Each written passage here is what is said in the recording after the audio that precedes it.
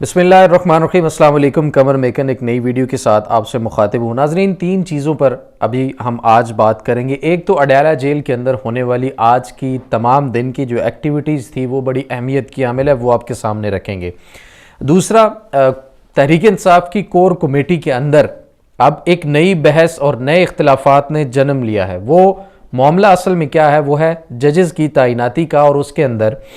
जो बैरिस्टर गौहर है उनकी तरफ से क्या मौक़िफ़ अपनाया गया, क्योंकि वो जुडिशल कमीशन के मेंबर भी हैं और वहाँ पर उन्होंने जो जजेस की तैनाती के लिए वहाँ पर नाम दिए हैं, और बैरिस्टर अली ज़फ़र साहब ने भी जो नाम दिए हैं उनके ऊपर उनसे सवालात हुए हैं, बड़े सख्त सवालात थे, और वो तमाम कहानी भी आपके सामने रखूँगा।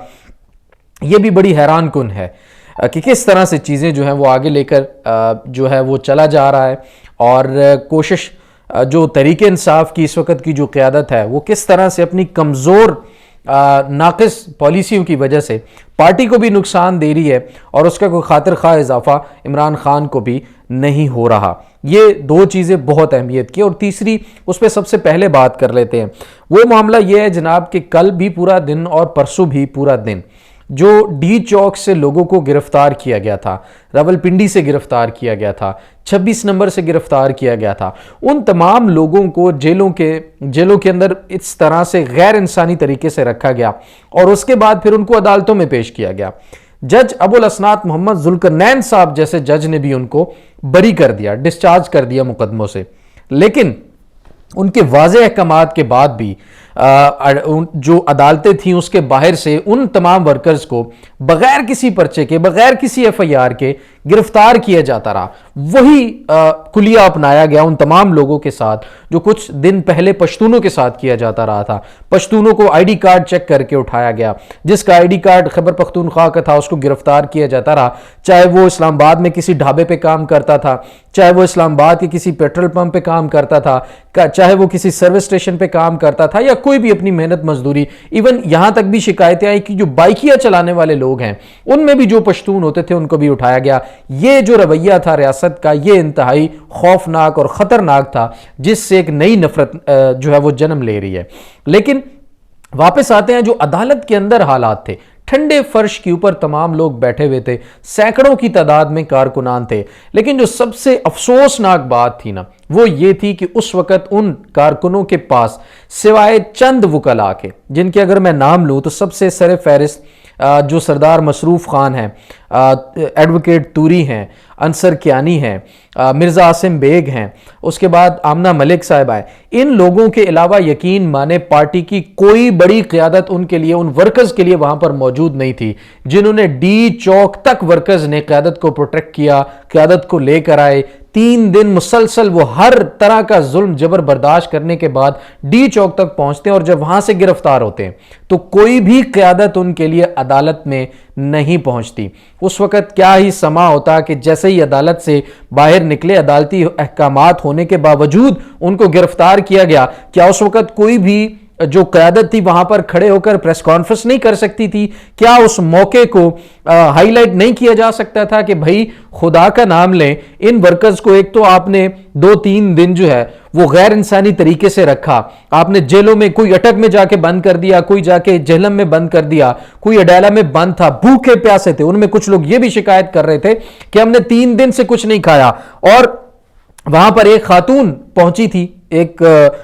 जो लड़का था उसकी वालदा थी, और जब उसको दोबारा गिरफ्तार किए जाने लगा तो आपने फुटेज में भी देखा होगा कि वो किस तरह तकलीफ और कर्ब में वहां पर रो रही थी। तो इतनी तकलीफ में होने के बावजूद उन वर्कर्स की हालत पूछने के लिए, उनको सपोर्ट करने के लिए, उनका साथ देने के लिए वहां पर कोई भी किसी किस्म, कोई भी क़यादत का एक बंदा भी वहां पर मौजूद नहीं था। क्या होता अगर वहां पर अली मोहम्मद खान खड़े होते? क्या होता अगर बैरिस्टर गौहर वहां पर खड़े होते? क्या होता अगर कोई और बड़ा जो PTI का वकला में से है वो वहां पर खड़े होते? शेर अफजल मरवत साहब खड़े होते, जो हमेशा ये बात करते हैं कि मैं सबसे बड़े एहतजाजात कर सकता हूं। क्या होता अगर वो वहां पर मौजूद होते? क्या वो वर्कर किसी जो है वो इतनी भी अहमियत के हामिल नहीं थे उनके लिए? सैकड़ों की तादाद में वर्कर हैं और एक भी तहरीक इंसाफ की क़यादत में से बंदा वहां पर मौजूद नहीं है। تمام سیاسی قیادت اس وقت تحریک انصاف کی جیلوں کے اندر ہے، وہ باہر ہوتی تو کم سے کم ورکر کا یہ حال اس وقت نہ ہوتا جس طرح اس وقت ورکر کو مجبور، لاچار اور بے بس کر کے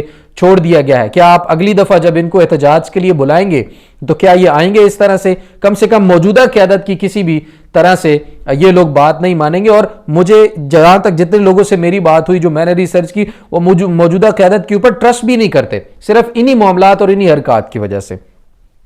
اب آ جاتے ہیں دوسری بات کے اندر۔ دوسرا معاملہ جو ہے وہ اب ہے آگے ججز کی تعیناتی کا۔ ہائی کورٹس کے اندر ججز تعینات ہونے ہیں۔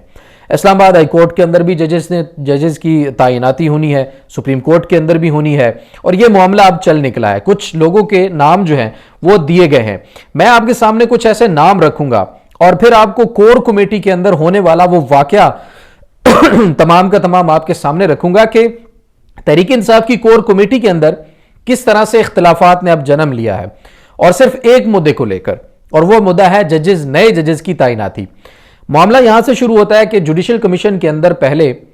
شبلی فراز اور عمر ایوب تھے۔ اب ظاہر ہے جوڈیشل کمیشن ایک ایسا فورم ہے جو لا کے ریلیٹڈ ہے، وکلاء کا ہونا وہاں پر ضروری ہے، نو ڈاؤٹ وکلاء کا وہاں پر ہونا ضروری ہے، لیکن اس سے بھی زیادہ ان لوگوں کا ہونا ضروری ہے جو تمام تر مشاورت اور پارٹی کو اعتماد میں لے کر آگے چلے۔ یہاں پر کچھ شکایات سامنے آئی ہیں، وہ اصل شکایات آپ کے سامنے رکھوں گا۔ اب جوڈیشل کمیشن کے اندر نامزد کچھ لوگوں کے نام مانگے گئے کہ جی ججز تعیناتی کے لیے آپ نے اپنے نام دیں، حکومت نے اپنے نام دینے ہیں، کچھ ججز نے بھی اپنے نام دینے ہیں جو اس جوڈیشل کمیشن کے ممبران ہیں، اور اپوزیشن نے بھی نام دینے ہیں، اور اس کے ساتھ ساتھ پھر حکومت نے، جیسے میں نے کہا، انہوں نے اپنے نام دینے ہیں۔ اب جو نام دیے گئے ہیں نا، خصوصاً تحریک انصاف کی طرف سے، میں کسی اور پہ تو امید ہی نہیں رکھتا کہ وہ کیسے نام دے گا، کیا نہیں دے گا، کس طرح سے، کیونکہ اس وقت شفافیت کا، احتساب کا اور تمام چیزوں کا جو نعرہ ہے یا بات کرنے والی جو موجودہ تحریک انصاف کی قیادت ہے وہی ہے، تو انہوں نے نام کیسے دیے ہیں وہ میں آپ کے سامنے ذرا رکھوں۔ پی ٹی آئی نے ہائی کورٹ کے ججوں کے نام جو ہے وہ جمع کرانے تھے، اور اب جو کور کمیٹی کے ذرائع وہ یہ کہہ رہے ہیں کہ ان سے مشورہ کیے بغیر یک طرفہ طور پر وہ نام جو ہے وہ دے دیے گئے ہیں ان دو ارکان کی طرف سے، یعنی کہ ایک بیرسٹر گوہر اور بیرسٹر علی ظفر۔ اب جو بیرسٹر گوہر صاحب نے نام دیا ہے وہ الزام یہ لگایا جا رہا ہے کہ جسٹس عامر فاروق صاحب کی سفارش پر جو ہے وہ پیش کیا گیا ہے وہ نام، اور اس کے بعد علی ظفر صاحب نے بھی تین نام جو ہے وہ دیے ہیں، اور کہا یہ جا رہا ہے کہ انہوں نے بھی ایک خاتون جو ان کی اپنی پارٹنر ہے، اپنی فرم میں ہے، ان کا نام دیا ہے، اور دوسرا نام جو ہے وہ ثاقب جیلانی کا ہے جو سابق چیف جسٹس تصدق جیلانی کے بیٹے ہیں۔ اور اب کور کمیٹی تو ظاہر ہے اس معاملے کو ایسے ہی دیکھے گی کہ ہمارا پولیٹیکل معاملات کس طرف چل رہے ہیں، تو وہ یہ کہتے ہیں کہ وہ یوسف رضا گیلانی کے بھی رشتہ دار ہیں اور عمران خان کے سخت ناقد بھی ہیں۔ اور دلچسپ بات اس میں یہ بھی ہے کہ یہ جو تصدق جیلانی صاحب کے بیٹے کا نام ثاقب جیلانی کا دیا گیا ہے، اس میں پاکستان پیپلز پارٹی نے بھی یہی نام تجویز کیا ہے، تو یہ بڑا حیران کن ہے۔ اب معاملہ جو ہے وہ آ گیا ہے اس کے اندر کہ کور کمیٹی کے اندر جب معاملہ ڈسکس ہوا تو وہاں پر کیا ہوا وہ ذرا کہانی آپ کے سامنے رکھتا ہوں۔ جناب کور کمیٹی کے اندر جب یہ بات کھلی تو بیرسٹر گوہر صاحب کے اوپر بڑی تنقید ہوئی، بیرسٹر علی ظفر صاحب کے اوپر بھی اسی طرح سے تنقید ہوئی، لیکن بیرسٹر گوہر صاحب کا جو جواب تھا وہ بڑا دلچسپ تھا۔ کور کمیٹی میں ان کو جب پوچھا گیا کہ یہ آپ نے مشاورت کے بغیر اسلام آباد ہائی کورٹ کے ججز کی تعیناتی کے لیے جو نامزد کیا ہے نام، یہ کیوں دیا ہے اس طرح سے، تو انہوں نے اعتراف کیا بیرسٹر گوہر صاحب نے اور کہا کہ میں نے چیف جسٹس اسلام آباد ہائی کورٹ کے کہنے پر ایک نام، یعنی چیف جسٹس اسلام آباد ہائی کورٹ جسٹس عامر فاروق کے کہنے پر ایک نام جو ہے وہ جوڈیشل کمیشن میں پیش کیا ہے، یہ انہوں نے اعتراف کیا ہے کور کمیٹی کے اندر۔ اس کے بعد انہوں نے کہا کہ کیونکہ وقت کم تھا اور میں مشاورت نہیں کر پایا اس معاملے کے اوپر، اب کتنا ان کے پاس وقت کم تھا کہ بھائی وہ ایک زوم پر ہی میٹنگ بلا لیتے اور اس میٹنگ کے اندر وہ اس معاملے پر جو ہے وہ رائے درکار جو تھی وہ مانگ لیتے۔ تو پھر جناب پہلے یہ ہونا تھا کہ لیگل کمیٹی کے ساتھ جو ہے نا تمام تر چیزیں ڈسکس ہونا تھی، تمام تر مشاورت کے بعد وہ نام پیش کیے جانے تھے۔ وہاں پر ہمارے ذرائع کے مطابق شعیب شاہین صاحب نے اعتراض کیا اور کہا کہ جوڈیشل کمیشن کے پہلے دونوں ممبران لیگل کمیٹی سے مشاورت کے بعد جو ہے وہ پیش کیے جانے تھے، اس کے بعد جو رکن کو ایک کور کمیٹی کے بڑے اہم رکن ہیں، انہوں نے یہ بھی کہا کہ اب ہمیں سمجھ آئی ہے کہ آپ جوڈیشل کمیشن کا ممبر کیوں بننا چاہتے تھے اور شبلی فراز اور عمر ایوب کو کیوں ہٹایا اور آپ عمران خان کے پاس گئے اور وہاں سے آپ نے دونوں وہ نام تبدیل کرا دیے اور اپنے نام ڈلوا دیے، اب ہمیں سمجھ آ رہا ہے، یہ ایک کور کمیٹی کے ممبر نے وہاں پر کہا۔ اس کے بعد جو ہے وہ اب جو ان کی طرف سے ایک نام دیا گیا تھا بیرسٹر گوہر کی طرف سے، انہوں نے کہا کہ میرا تجویز کردہ نام چودھری نثار کا قریبی عزیز اور مسلم لیگ نون چھوڑ چکا ہے۔ میں پھر شعیب شاہین کا یہ کہنا تھا کہ میں اسلام آباد کا حقیقی ایم این اے اور بار کا 20 سال سے نمائندہ ہوں، آپ نے ذرا بھی جو مشاورت ہے وہ کرنا مناسب نہیں سمجھی، نام پیش کرنے سے پہلے کم سے کم مجھے پوچھ لیتے، آپ نے اس طرح سے نظر انداز کر دیا گیا مجھے۔ پھر جناب ایک اور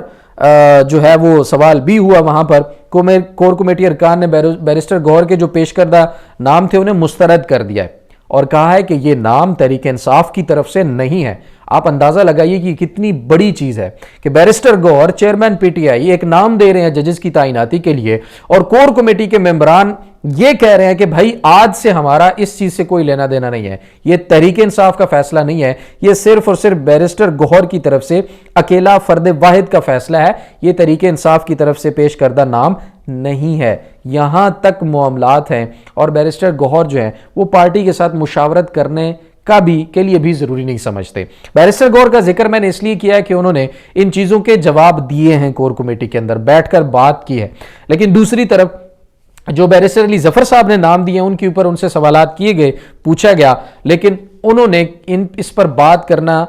جو ہے وہ نہیں بات کی اور اس پر کسی قسم کا کوئی کمنٹ جو ہے وہ انہوں نے نہیں کیا کہ انہوں نے یہ نام کیوں دیے، کس کی مشاورت سے دیے اور کیا معاملات تھے۔ یہ تو تھے دو بڑے اہم معاملات۔ اب آج اڈیالہ جیل کے اندر بڑی دلچسپ صورتحال تھی ناظرین۔ ایک تو جو جی ایچ کیو حملہ کیس ہے اس کے اندر اب عمران خان سمیت باقی رہنماؤں کے اوپر کافی عرصے سے پہلے ہی فرد جرم جو ہے وہ عائد کر دی گئی تھی، لیکن آج مزید کچھ لوگوں کے اوپر فرد جرم عائد کر دی گئی ہے اور جن کے اوپر فرد جرم عائد کر دی گئی ہے ان سمیت اب ٹوٹل جو 98 ملزمان ہو گئے ہیں جی ایچ کیو حملہ کیس کے اندر، 9 ملزمان کے اوپر آج فرد جرم عائد کی گئی ہے۔ ان کے نام ضرور آپ کو سننے چاہیے۔ ان میں شری مزاری صاحبہ ہیں، سابق ایم پی راشد حفیظ ہیں، ایک منیر صاحب ہیں، خادم حسین کھوکھر ہیں، ذاکر اللہ، عظیم اللہ، میجر طاہر صادق صاحب جو ہے اب ان کا بھی فرد جرم عائد کر دی گئی ہے، مہر محمد جاوید ہیں اور چودھری آصف، یہ 9 ملزمان پر آج فرد جرم عائد کی گئی، ٹوٹل 98 ہو گئے اور جی ایچ کیو حملہ کیس کے اندر جو نامزد ملزمان ہیں وہ 119 ہیں۔ عمران خان کو بھی آج کمرہ عدالت میں پیش کیا گیا اور حاضری وغیرہ لگائی گئی، لیکن جو حاضر نہیں تھے ان کی ضمانت منسوخی کی درخواست بھی کی گئی کہ ان کی ضمانت جو ہے وہ منسوخ کی جائے۔ تحریک انصاف کی طرف سے جو وکیل ہیں فیصل ملک صاحب وہ پیش ہوئے، اسپیشل پروسیکیوٹر نوید ملک اور ظہیر شاہ عدالت میں آج پیش ہوئے۔ امجد علی شاہ صاحب کی یہ عدالت تھی اور آج ایک چیز جو ہے میڈیا پر بڑی چل رہی ہے کہ شاہ محمود قریشی کے اوپر بھی جی ایچ کیو حملہ کیس کے اندر فرد جرم عائد کر دی گئی ہے، جبکہ یہ بات درست نہیں ہے۔ شاہ محمود قریشی کے اوپر آج بھی فرد جرم عائد نہیں کی گئی اور یہ سماعت جو ہے وہ 19 دسمبر تک ملتوی کر دی گئی ہے۔ شاہ محمود قریشی صاحب کی طرف سے ایک متفرق درخواست جو ہے وہ دائر کی گئی ہے، اس پر بھی اگلی پیشی کے اوپر سماعت ہوگی۔ انہیں آج سخت ترین سیکیورٹی حصار میں لایا گیا تھا اڈیالہ جیل کے اندر، وہ کوٹ لکھپت جیل لاہور میں اس وقت قید ہیں، تو انہیں آج لایا گیا تھا۔ آج کمرہ عدالت میں کافی لوگ موجود تھے، فواد چودھری صاحب تھے،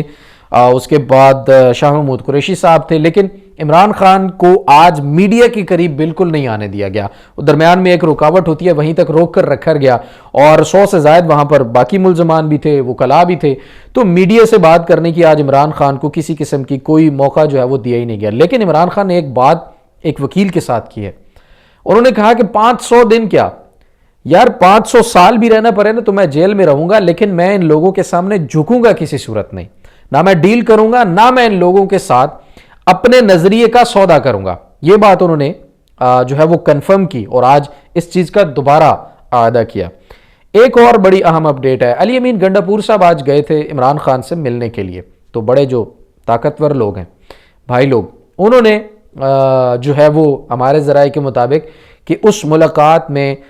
اس طرح سے رکاوٹ ڈالی کہ علی امین گنڈاپور صاحب جو پہلے پورے پروٹوکول کے ساتھ گیٹ نمبر 5 سے داخل ہوتے تھے، اور اندر تک جاتے تھے، اور جہاں پر وہ مہر لگتی ہے اور پھر پیدل چل کے اندر جاتے ہیں وہاں تک ان کی گاڑی جاتی تھی اور ان کو اندر ملاقاتیں کروائی جاتی تھی۔ ظاہر ہے وہ چیف منسٹر ہیں ایک اہم ترین صوبے کے، جہاں پر اس وقت تحریک انصاف کی حکومت ہے، تو پروٹوکول کا بھی ایک ظاہر ہے ان کا حق بنتا تھا۔ لیکن آج بڑا اہم ہوا، جیسے ہی وہ پہنچے ہیں وہاں پر گیٹ نمبر 5 کے سامنے، تو ان کی گاڑیوں کو روک لیا گیا، بلکہ گاڑیوں کو روڈ کی سائڈ پہ لگا دیا گیا، اور پھر کہا گیا کہ آپ انتظار کریں، اجازت جب ملے گی تو پھر آپ کو اندر بھیجا جائے گا۔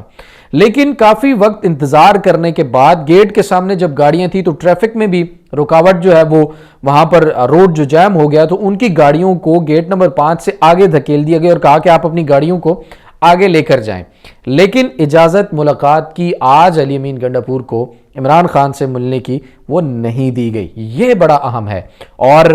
یہ بہت سارے خدشات کو جنم دیتا ہے کہ ایسا کیا ہوا کہ علی امین گنڈاپور کی ملاقات عمران خان سے نہیں ہو سکی۔ مذاکرات کی باتیں چل رہی ہیں، کوئی کہتا ہے اسٹیبلشمنٹ سے بات ہو رہی ہے، کوئی کہتا ہے حکومت سے بات ہو رہی ہے، لیکن میں ایک چیز آپ کو کنفرم کر دوں، یہ مذاکرات پھر سے ایک ٹریپ ہے۔ ان مذاکرات سے کچھ بھی نہیں نکلے گا، وہ اس طرح سے کہ حکومت اس وقت صرف چاہتی ہے کہ جب بھی عمران خان کوئی احتجاج کی کال دیتے ہیں، جب بھی عمران خان کسی پروٹیسٹ کے لیے یا کسی جلسے یا کسی مارچ کی کال دیتے ہیں یا بات کرتے ہیں، یا جیسے کہ اب سول نافرمانی کی تحریک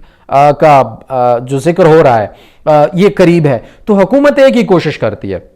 کہ مذاکرات کا ایک شوشہ چھوڑ دیا جائے۔ یہ مذاکرات کرتے ہیں، مذاکرات ایسے کریں گے، مذاکرات ویسے کریں گے۔ تو یہ معاملہ بھی اس وقت جو طاقتور حلقے ہیں، جو سسٹم ہے، سسٹم میں اس لیے کہہ رہا ہوں کہ حکومت، اسٹیبلشمنٹ اور طاقتور لوگ جو سارے مل کے اس وقت بیٹھے ہیں حکومتی سسٹم کے اندر، یہ سارا سسٹم چاہتا ہے کہ تحریک انصاف کو ہم ڈرا کے دھمکا کے بغیر کچھ دیے اپنی ٹرمز کے اوپر منا لیں اور آگے لے کر چلیں، اور یہ ہمارے پیچھے پیچھے چلیں اور جیسا ہم کہتے جائیں ویسا چلیں، اور اگر عمران خان نہیں بولے گا تو عمران خان کو ہم مائنس کر دیں گے، باقی پارٹی کو ہم اپنی مرضی سے چلائیں گے۔ تو وہ چاہتے ہیں کہ یہ سول نافرمانی کی تحریک جو ہے وہ آگے چلی جائے، مؤخر ہو جائے، نہ ہو۔ اس معاملے پر مذاکرات کا ایک شوشہ جو ہے وہ چھوڑا گیا ہے، اور آج علی امین کی ملاقات نہ کروانا بھی یہ چیز واضح طور پر ظاہر کرتا ہے کہ جو فاصلے ہیں علی امین گنڈاپور کے اور طاقتور حلقوں کے، وہ ایز اے چیف منسٹر جو پہلے تھے ان میں بھی ایک بڑا گیپ جو ہے اس وقت ہمیں نظر آ رہا ہے۔ بہرحال علی امین کی ملاقات نہیں ہو سکی اور ان کو وہ واپس آنے کے بجائے وہاں سے سیدھا آگے چکری روڈ کی طرف جو سڑک جاتی ہے اس کی طرف چلے گئے، گورکھپور اس کو کہتے ہیں، وہ آگے کی طرف چلے گئے اور وہاں سے واپس بھی نہیں آئے۔ وہ ظاہر ہے سیدھا وہاں سے نکلے ہوں گے چکری، اور چکری سے انٹرچینج سے موٹر وے سے وہ واپس پشاور کی طرف روانہ ہو گئے ہوں گے۔ تو یہ آج تمام دن کی معلومات تھیں جو آپ کے سامنے رکھی ہیں۔ ابھی تک کے لیے اتنا ہی، اجازت دیجیے، اللہ نگہبان۔